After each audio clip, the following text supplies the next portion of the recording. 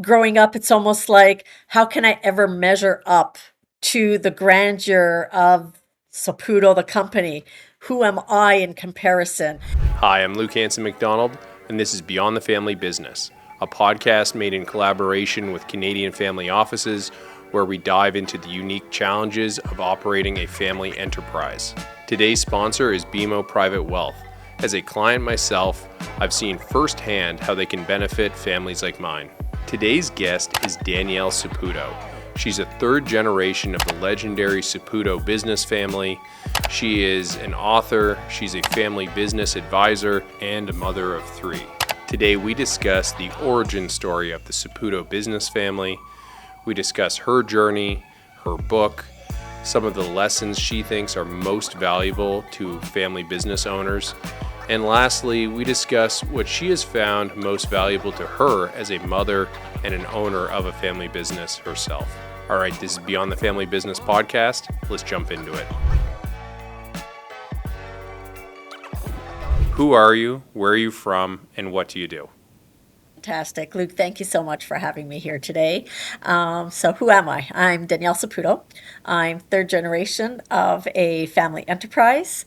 I live in Ontario, north of Toronto, in the great town of Peterborough. And well, what do I do? That one's a loaded question. I say I do a number of things, from being a parent to three lovely university students to being an author of a book titled I Am Enough, Emerging from the Shadows in the Sunlight of My True Self.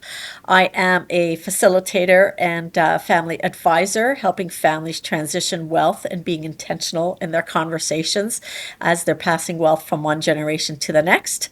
I'm a daughter, I'm a sister, and the list goes on. But we'll leave it at that. Awesome. Amazing. I'm very excited to get into a bunch of those topics, so this will be a very interesting conversation. To start off, I think most of my listeners would know, of your family business, but maybe they wouldn't know the founding story. So could you maybe give sort of Cole's notes of the founding story of your family business? Perfect. I say when I start that story, I tend to go back to the 1950s. My father and his family lived in Italy, Sicily at the time. And let's say after the war, whatever efforts they put in just weren't turning out. My grandfather had a brother in the States, and at that time, the border crossing for Italians into the United States had changed. So they thought, well, the next best thing, come to Canada. So they were sponsored by a family in Canada, came to Canada.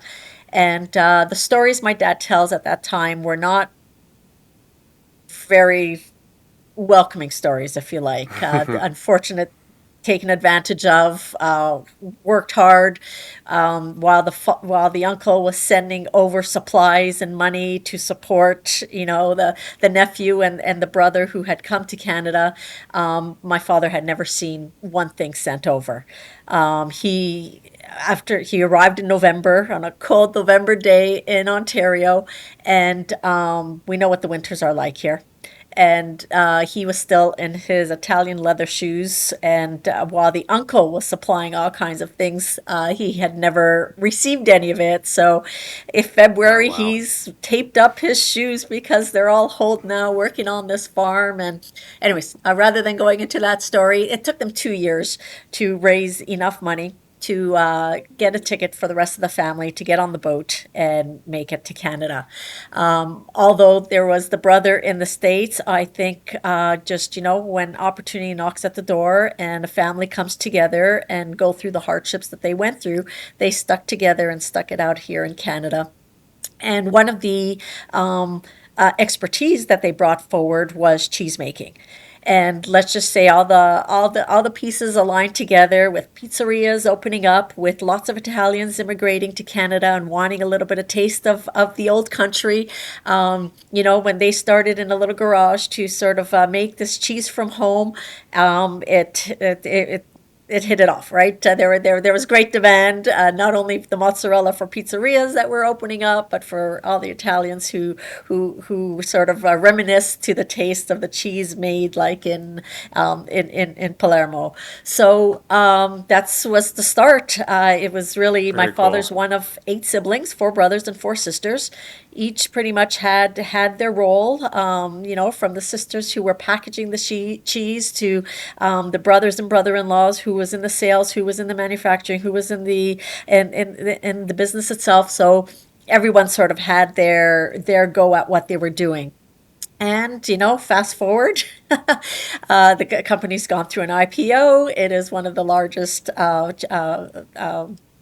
dairy producing businesses, I guess, in the world. And yeah, so that sort of shows you the beginnings of the Incredible. 1950s to where we are in 2025. That's incredible. In such a short period of time, too, to go through that from, such a challenging immigrant story coming into Canada to building such an incredible business. You must be very proud. That's very cool. Did they come in through? I always got to ask this question about Halifax. immigrant stories. Did they come through Halifax and Pier 21? Okay. Well, I don't remember. I don't remember my father's journey because I just know that he arrived in Ontario on a train. So did he? Was he on the boat too through Halifax? But yes, when the rest of the family came, the rest of the family did arrive through the pier in Halifax.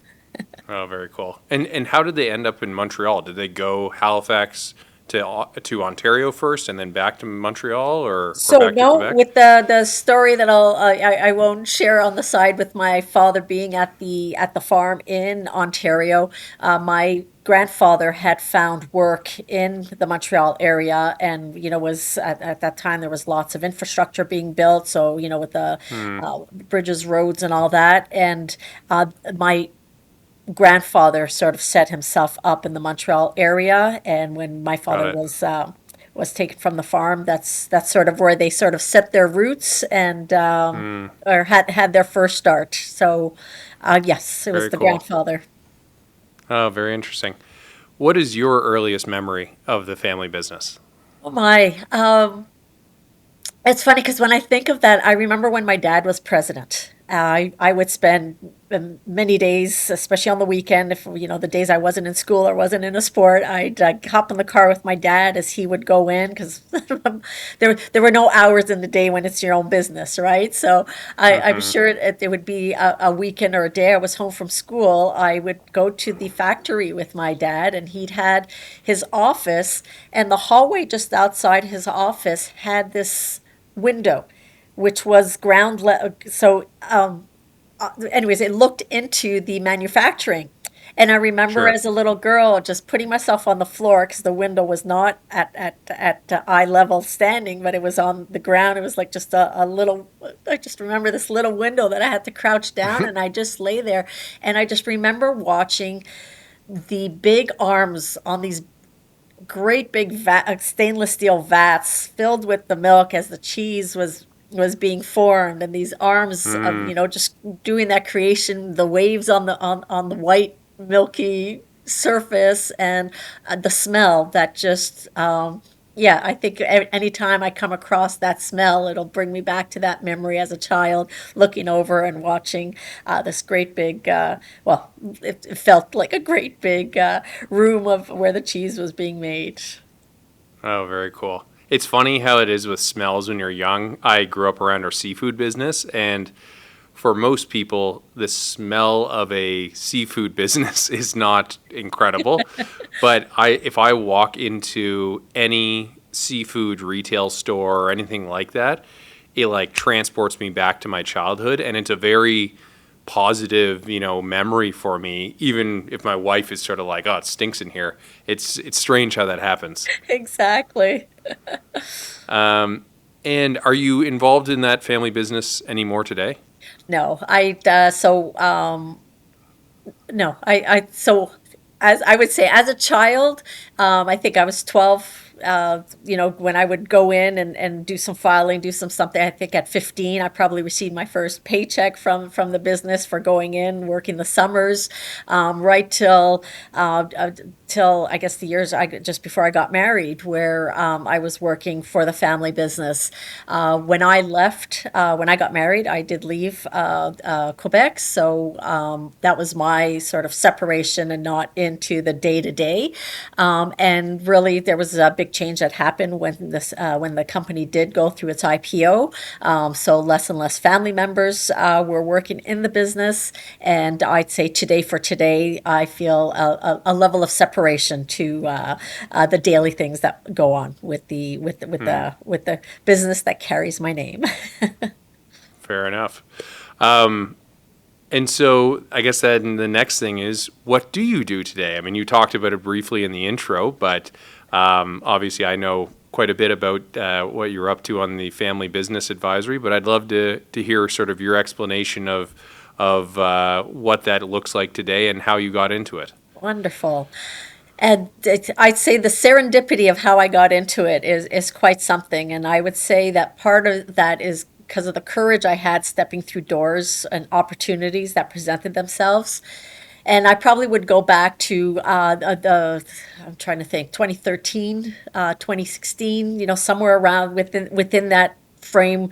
My mind frame was, okay, I've come across this shirt sleeves to shirt sleeves in three generations. And I'm thinking, oh my, like my kids will be that wealth transfer third generation. Like, what tools do I need to help prep them? And so, with that question in mind, there were many things that sort of came at my doorstep, and I had the courage to say, okay, let me learn more about that. And from being part of various high net worth groups that were talking about, how to manage wealth, to being part of next generation leadership event that took place in Scone Palace in Scotland, to a variety of others that just exposed me to this. Okay, what is the, this proverbial saying of shirt sleeves to shirt leaves in three generations? And it was my experience at the Scone Project that made me observe a couple facilitators. And when I saw what they were able to do and open the door to finding power and vulnerability, that's what led me to say, oh my, I want to learn more about that. Because when we do come in contact with what we think we're most vulnerable with, and we turn it around and reframe it to be a strength, it's incredible how we then can stand truly strong in our own 2 feet to really become a true individual, to bring forth what it is that we innately have within us. And it was that process that sort of then led me down to having a coaching designation, having the Family Enterprise Advisory designation, and the education sort of continues there with positive psychology and everything else. And with all my background living in a family of business that didn't have boundaries between what was, family and what was business, because there really weren't any boundaries there, with working in the family business, with studying business, with sort of having a little bit of entrepreneurial background myself, all these pieces came together with my coaching, with the family advisory designation, that it led me to do the work that I do today. And if I were to sort of give a catchphrase, I sort of say I'm that accountability partner for families to have the intentional conversations that are often not had. And I believe that it's the ability to create this continuity planning to bring forward conversations that are intentional about the family wealth, about what it means, what it's there for, what it's meant to be, to do, to understand the values and the culture of the family, and all these pieces come together in a continuity plan for a family to be intentional in these conversations. Wow. Now, it's quite a voyage, and I mean, I'm going down not exactly the same road as I'm not an advisor, but going down the same self-education road of trying to figure out from other people like yourself, what are those best practices, et cetera. Maybe I could ask, you've done a number of trainings and certifications over time. Is there one that stands out, like the FEA one, or something that you think is particularly valuable for somebody in your line of work? So the FEA program definitely, what I loved about the FEA program were the tools that it provided, or the framework to really understand process versus content. And we tend to be in a world, especially when we're dealing with financial wealth, is we're always looking to measure it, right? What's the gains Mm, on it? What was the performance from this year to last year? Everything is almost very measurable if something's gone well versus something's not gone well. Coming out of mm-hmm, the Family Enterprise Advisory Program, we look at wealth much more than just the finances. And I use the FISH acronym, right? You have your financial assets, mm-hmm, but also in that is your intellectual assets, your social assets, and your human assets. And if mm, you don't widen that perspective on wealth, you tend to lose, and hence that proverbial saying of shirt sleeves to shirt sleeves. When we don't look at the mm, human capital, when we don't look at our social network and all that comes that way, and we don't really focus in on each individual's intellectual capital, we miss a big part of the equation to say, are we successful or are we not successful? So mm. the framework that the Family Enterprise Advisory brought forward with a whole bunch of tools to sort of reframe lots of this stuff has really been a great pieces to put on my tool belt to the work that I bring to other families and even my own. Yeah, for sure. Yeah, no, I've actually looked at that program for my own selfish purposes to use within my own family office. So I may pick your brain on that later. Absolutely. So could you speak about, what are some of the common challenges that you are working, not asking for obviously anything confidential, but what are those most common challenges you would be working with a client on trying to solve? So there's a number there. Very often I would start off with someone who approaches me saying, "Hey, what is it that keeps you up at night?" If I had to generalize, very often it's how do I involve the next generation? An entrepreneur, it becomes very difficult to let go of a baby that you've created. And, Mm-hmm. with any a succession plan or anything like that, I'll bring forward a tool that we learned in the Family Enterprise Advisory Program, but it's understanding how to bring family members to speak as adult to adult, right? Because Mm, we are a child, we go through adulthood, we become a parent, and we have a child. And very often the way we converse between being a parent and a child has particular dynamics. And very often it's how do we bring the line more equal where a parent and a child can truly speak to each other adult to adult, taken away, and the nuances come from both sides. A child is always looking for a parent's approval, so sometimes the way they approach a conversation keeps them like a child and doesn't allow them to step up to be that adult. And a parent tends to, all their life have always try to teach and pass on certain things to a child. So being a parent, hard to get out of that position when your child becomes that adult to say, "Ooh, I got to step and say, hey, how can I really have conversations that allow us to look at things eye to eye to bring this forward?" So very often, lots of the conversations just revolve of that communication amongst the different generations of the family. Um, Another piece that often comes up is for those wealth makers is they don't know to what extent they should be passing over the lending hand to the next generation. Lots of mm, these entrepreneurs have started from nothing and have gone through lots of hardship, and they believe that that is their drive going forward. So there's the big question of, ooh, do we entitle our children and give them everything they ask for? Or do we hold back, let them struggle so that they find themselves? Is another big that question that is often. sorry to butt in there. That one is something that I think is the most universal topic when I'm in these interviews or just talking to people offline, one on one. Everybody struggles with that balance, and it's exactly as you said it. It's like, the people earned their own, through a meritocracy. They've earned their own entrepreneurial value, but then they at the same time were motivated by the desire to give their children a better life than they had, and so they want to, as part of their own love, share some of that wealth with their kids and make sure that they can go to a good school, or that they, have a childhood they maybe didn't have themselves. My dad absolutely had that experience. He was a plumber when he was 11, a plumber's apprentice, and he loves spoiling kids, us or other people's kids, and it's like that's all part of it. But at the same time, you take that to an extreme, and of course, you get the silver spoon problem of spoiling kids, and they never learn the value of money or even the value of hard work. Not to put you on the spot, but have you come up with like what is the right balance, or is it different for everybody, or? No, and I would say yes. Every individual, every family, it depends, right?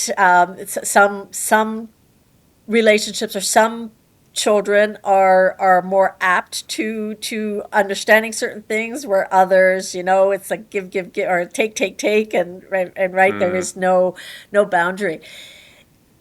From what I've seen through what I've been doing and all the reading and all that I've been exposed to, I really believe that there is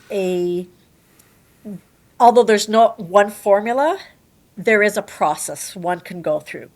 And when we are in a situation where we're able to give, we should give with intention. We should give with communication. We should give with storytelling, that mm, we're not just, and I'm thinking of, I don't know if you've ever seen, but you go to the grocery store, you got a young child who sits on the front of the grocery cart, and you're going down a particular aisle full of this all colored candy or chips, or, all the yeah, yeah, good stuff that the kids want, and they point and say, I want, and it's yeah. that mind mentality. And I say those are those doors that open for opportunity. You can be a parent who says, okay, just to get my child to be quiet, let me grab a couple of those bags and I'll put them in the cart, or let them hold it in their hand. And then the child's happy, quiet. But I find that's a lost opportunity. For me, Mm, those moments of a child pointing, saying, I want, is an opportunity to bring forward value, to bring forward what is the culture of the family you want to bring forward in the whole wealth realm. Is it something mm, that they just ask and receive? Or is there they ask, there's now an opportunity for story, for a lesson, for value to come through, to then decide if they receive or don't receive. And for me, it's being able to have families do more of that communication before giving, mm, that can lead to better outcomes in the long run, to know, okay, my child understands what our family culture is. The child understands what the values we live by are. So giving becomes more of a gift of giving, rather than giving with a burden, not knowing where it's going to land. oh yeah. No, that's a great way to explain it, and a great philosophy. I definitely agree with that. Even just on a parenting level, not even thinking about in the context of our family business, I wholeheartedly agree with that mentality. So that makes a lot of sense. I'd love to I'm watching our time, and I'd love to get to talk about your book as well. This is a topic again that resonates a lot with me. Could you speak a little bit? What is your book focused on? So, the book focuses on my story, finding my light within the shadow of being, you know, growing up. It's almost like, how can I ever measure up to the grandeur of Saputo, the company? Who am I in comparison? And so my book was sort of written with that: find your own feet, find your own value, that even if you come from that family of grandeur, you are grand yourself. You don't need to Hmm. measure up, and you don't need to. My book sort of goes through some stories of defining moments, and how I thought I was defined because of these defining moments, only to realize those are potential false stories. they were false stories I was telling myself, and that thinking and reframing and going through the process I went through, it allowed me to say, oh my gosh, I do have a voice that's worth sharing. Oh my gosh, I am more valued than I ever gave myself credit for. And so my story was put out to help any other individual who felt they're caught in the shadows to really find their true self so that they can stand strong in the sunlight of what they carry within themselves. I mean, I'm a believer, I use that philosophy of we all have an inner light. How much that light shines is really up to us. No one else can define how much that shines. And if we can find the value within ourselves and have that ability to step forward and take, that the eyes, if we like, from around us, and we can step forward into that, we can really make our own light shine bright. And that's what the intention of my story, sharing my story with others, was to hope, with the hope that it would help another individual find their inner light to really step into that sunlight. No, that's really beautiful, and absolutely something I've gone through personally. Could I ask, what are some examples of some of the false stories you were telling yourself? Just, I think people would love to hear it. If I had to think of one off the top of my mind, you know, I can use the example as a child. I was one of five siblings. I'm fourth in line, so one of the younger ones. I felt I was one of the most petite ones, so I always felt it was easiest for me to always be put in the back seat, right? Because I was smaller, I was younger. So I'm thinking of one travels we did where we rented a car and we were seven in the car, and there were only six seats, so I was put in the back with the suitcases. Or at the dinner table, I tended to be the more quiet one. So all this experience growing up, being put in the back, not, being the quiet one at the table, not having anyone really ask me for me to speak up, made me believe that I didn't have value in anything I had to say. So that was a false image I gave myself because I was putting, yeah, but this. I just connected dots to perceive that that's the way it was, but that was a perceive. It was falsely perceived on my side. When I did speak up, people did turn and listen. I thought I needed permission or needed to be asked to speak, and hence why I never spoke, and hence why I always told myself my voice is of no value. So that would be an example, Yeah, yeah. No, piecing number of things. that's an excellent example. Is it fair to say that you going through this process of becoming an advisor to other families has been part of that sort of self-discovery and finding your true self? I mean, it's got to be incredibly, I can hear the passion. Like, I could tell you could talk about this for hours. It must be very rewarding on a personal level when you see that you've helped some other family battle through something. Oh, and I tell you, talking about, that this week, part of my book also talks about the way we have saboteur, and the saboteur is that inner voice that often, pulls us back from when we're trying to, go forward. And I tell you, I very often had my saboteur sort of play in my head saying, oh my gosh, I'm really being selfish here. Like I felt I was gaining more than I was giving because exactly that, I was gaining my voice. I was part of my journey of strengthening my stance and being able to be with the family or with the clients or the coachings I've done. There were certain times my own voice was telling me, like, I'm being very selfish here because this is so self-rewarding for myself. And, Yeah. that there was always that other side saying, well, hopefully, that the clients are getting just as much as I am because like I am feeling enriched by finding myself in that position.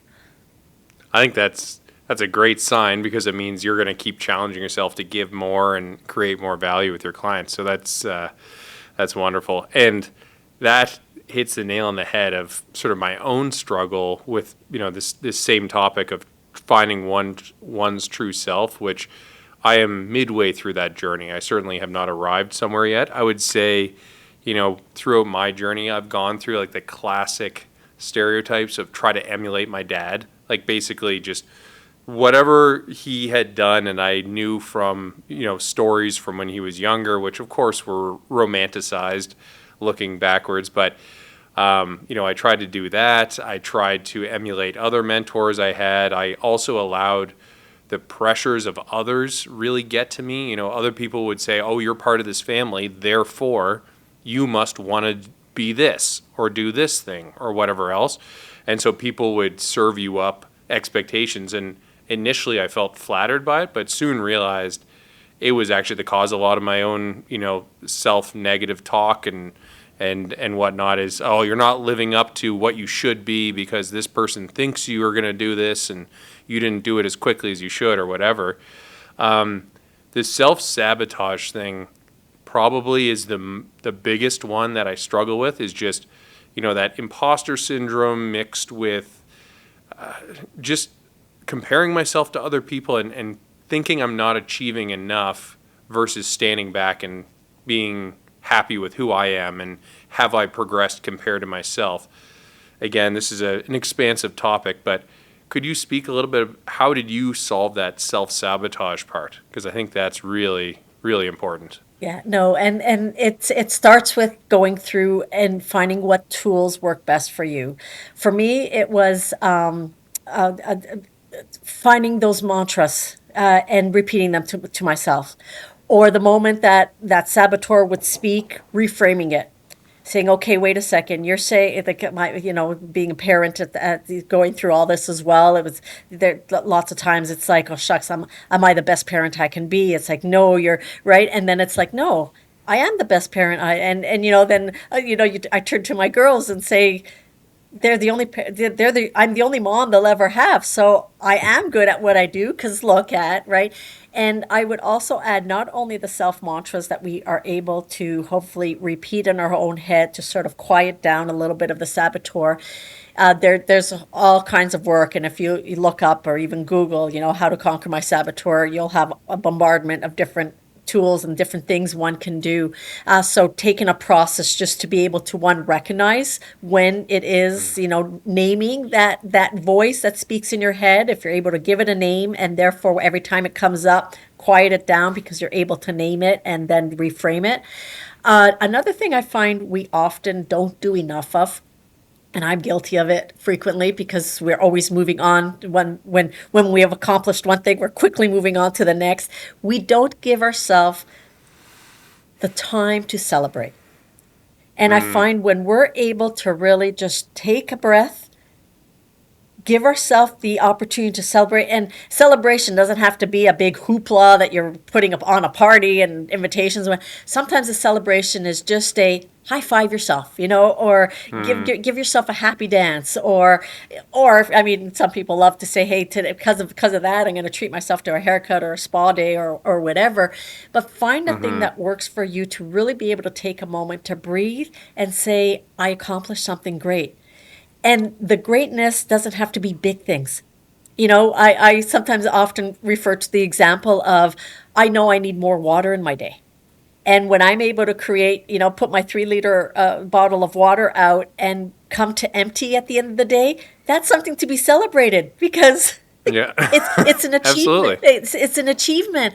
And so sometimes even something as small as drinking your intake of water that you set out for yourself is something that we should even take the opportunity to celebrate. And I find we think celebrations are graduating from a university degree, or you're getting that promotion at work, or it's the big things.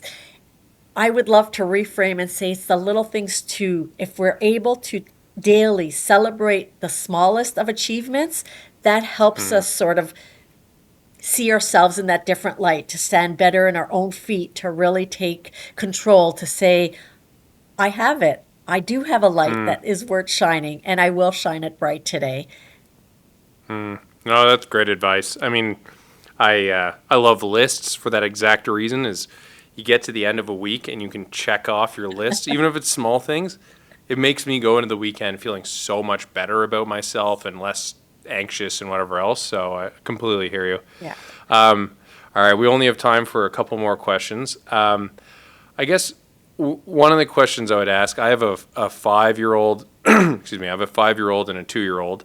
And you and I were on a panel recently, and the topic came up of when should you introduce your kids to the family business. And I had said, well, they're kind of young, like it's probably not yet. And you challenged me a little bit on that panel, which I think was a good point. Is you can look at doing it at a very young age in different ways. I was hoping maybe you could give me some advice. When should I try to introduce my kids to the family business, and what are some ways to do that? How do I do it? Yeah. So a number of things are crossing my mind. Sometimes even just depending what the family business is, right? Sometimes if there's an office or a manufacturing or something related to the family business, it's even just saying, hey, a field trip day, quotes there, where you take them through and you're able to start storytelling with some of those things you expose them to. Storytelling itself. If there's anything around that is related to the family business, you're never short of stories you can share and tell. And I find a story that sort of attaches to a value of what you really feel the family and the values you want to pass on that might have come from the previous generation and you'd like to continue to the next generation. When stories are embraced with a value, they are the stories that stick. So sort of have that value system come through at a young age. I also sort of guide lots of my clients to say, when they think their children are too young, I say children show curiosity at multiple times in their stages of life. Meet them at those stages. When a question comes up, some questions are very difficult and it's like, oh my gosh, I don't quite have an answer for that. But take that moment. Even if you have to tell your child, hold on, ask me that, count to 10 and ask me that again. Don't let too much time pass, but if you need a moment to sort of recollect and say, okay, how do I want to answer this? Children will let you know when we as parents often don't give our children enough credit, but when they show curiosity, that is when they are ready. We might not be the ones ready, but when they show some readiness through their questioning, that's when I'd say it's up to the parent to take that opportunity because that I call these doors that open that you can step in and bring forward a lesson, bring forward a knowledge, bring forward a story, bring forward something that's related to your business or the family wealth or the family finances. And these are opportunities that you can enrichen your relationship by having those opportunities to speak or to converse or to share those things. I'm trying to remember. I think one of the other things I had mentioned with you was, when the kids are young, and if you ever start them on what do you call it? Getting a weekly or a monthly.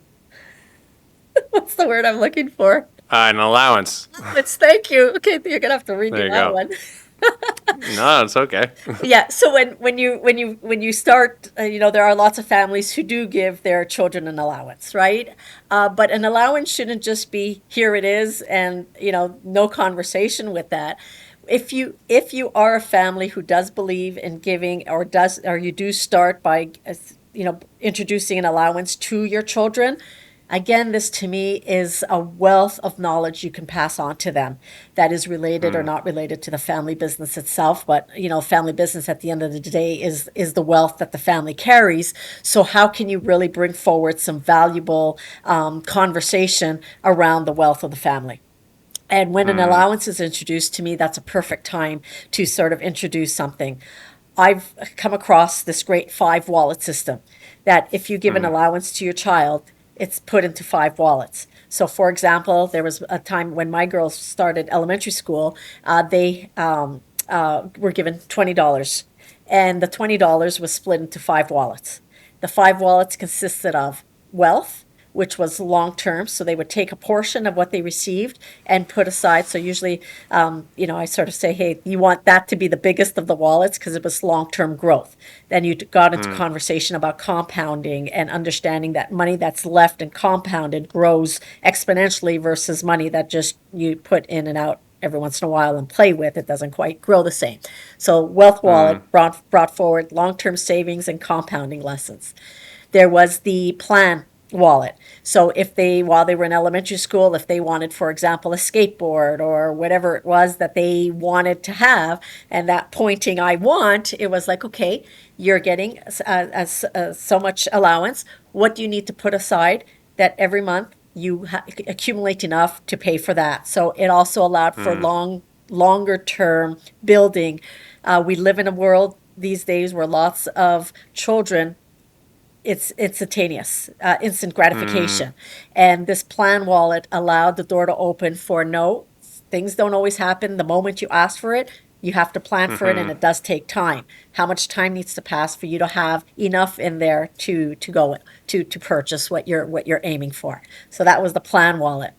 Then there was the education.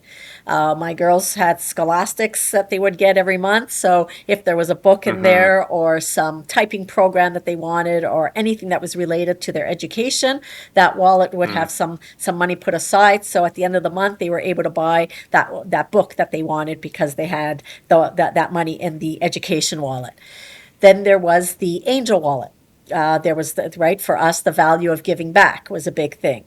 The school often would have that if you would donate, you can be principal for the day, and you would bring in your Mm-hmm. donation. So their angel wallet allowed them to accumulate those few toonies, whatever, to go in and Oh, give back to awesome. the school for that. And one that's very often overlooked is the fun wallet. We have different people have different relationships with money. And this is a great time to realize what is the child's relationship, or you can even reflect on what is your own relationship with money. Are you a hoarder? Are you a spender? Are you, I'll use somebody else's money, but I won't use my own? Right? It's sort of you evaluate where do you stand in that realm of, using and working with your money. And the fun wallet was great for those individuals who were hoarders. And I can speak of my children. They didn't want to spend their money once they knew that they had that and they wanted to see it grow. The fun wallet was that wallet that we said at the end of the month, that wallet needs to be empty. You find something that you want to spend this money on. So be it candy at the grocery store, or be it a day out where they can get something, or it was meant to be spent for something fun and that put that smile on the face. So that was a system that I used. That's So although it that might is an not be, awesome.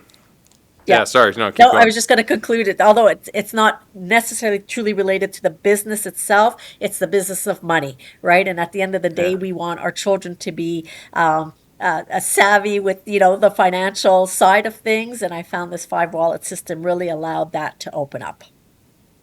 Yeah, no, that's a really really great idea. I love the distinguishing between the long term compounding and the long term planning because I do think those are two distinct ideas that it's a great way to illustrate all five of them. They're all different ways you use your money as you get older, and it's a great way to illustrate that to them. The fun one that I love the fact that it's spent every month as well, so it sort of allows them to reward themselves a little bit as well. So this is definitely a topic we haven't got to allowances yet with my 5-year-old, and certainly not the 2-year-old. But I will keep this in mind when we get there. That's great advice. Last question for you. Um, what has been the biggest impact on your own family as you've gone through this journey? You've got to work with other families. You've seen probably many, many different versions of similar challenges as well as challenges maybe you've never faced personally. You've got all this great education from like the FEA, et cetera, plus just tons of self-reflection. You can hear it, as you speak about finding your true self and whatnot. What do you think has been the biggest benefit to, I guess, your own family going through this journey? So I would say two things. One, it really has given me the strength that my voice can make a difference. So, right, when and it's so I'll even just define family. When you say family, I see it in multiple levels. So, one, I see it like my relationship with my sisters and my parents, and it's allowed me to be a voice at the table. and really hold on to the value of that. So that to me, before I went through any of my journey, I was really remained the quiet one at the table, and I was waiting for permission. And if I wasn't asked, I never said a thing. Whereas this whole journey that I've taken has allowed me to be more of that voice at the table and to share some of that knowledge I have. So definitely at that level. When I look at my immediate family, so where I stand with my own girls, this whole journey, I think, has really allowed the educational journey I've been able to take my girls on to be very rewarding. That using the resources I have around me to then get my girls to be in topic and in conversation and let them stand strong as individuals. Right? There's no forced path for them to have to take. They need to find their own, yet there's the common ground of there's family wealth that's meant to be stewarded. What does that mean to them? Where does it fit in the whole family realm? And what's the process we can take forward to give them all the tools they need to be comfortable with that. And to me, I think all that I've been learning, all that I've been exposed to, all that I've been able to bring to other families helps me feel more strengthened to be able to take the journey with my own kids to put them at a level ground for being stewards of financial wealth. Well said. I can certainly say you are an inspiration to me because I'm on the same journey, and a big motivation for this podcast is to ultimately become stronger at, call it, the table with my parents and my brother, but also be able to be a better father and help with the succession to the stewardship, as you said, etc. So seeing you go through this and the fact that you've learned so much gives me a lot of hope, and sort of that's where I hope to go in my journey as well. So And thank you any so way I much can for your give time. you input, I'm always happy to share my knowledge. So thank you. Absolutely. And thank you for coming on the show. I really appreciate it. All right. This is Beyond the Family Business Podcast. Thanks for watching. Please like and subscribe. Take care.